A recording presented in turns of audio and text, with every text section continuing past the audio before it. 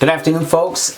This is the lecture summary for April 30th, CRIM 202, Corrections and Sentencing. This week, no lecture.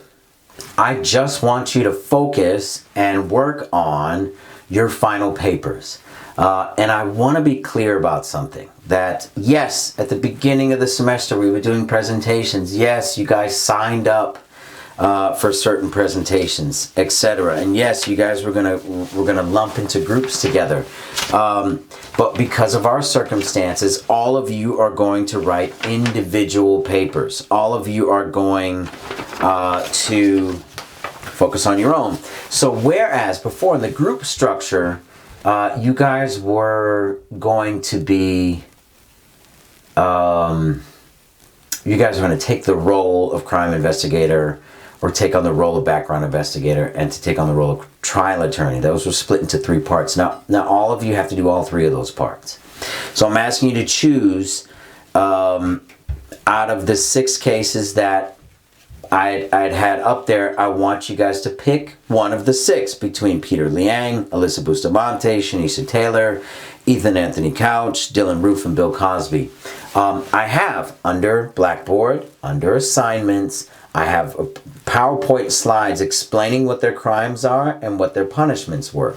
You guys are still acting like this is a sentencing hearing.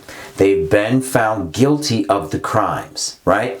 And it's up to you to determine what's the best punishment. So in this typed and double-spaced 5 to 7 page paper, 5 minimum research paper, I expect citation throughout the body of the paper.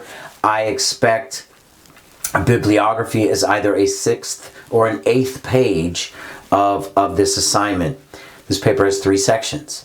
And so in the first section, I want you to talk about the crime investigation. Tell me what happened. What is the crime? What took place? Give me detail by detail, blow by blow. What happened? What is the crime itself? Please use research and citation. Second section, background investigation. Tell me about the offender. What was their childhood like? What's their mental health history like? Does anything, is there any indication in their past that they could engage in the crime that ended up occurring in that first section? And then in the third section, I want you to act as the trial attorney. I want you to make the case for either. You choose either a utilitarian punishment or retributive punishment. So the utilitarian punishment, you're focusing more on rehabilitation. You're focusing more on what happens to them after they get out. You're trying to, this is very similar to the create your own prison assignment, okay?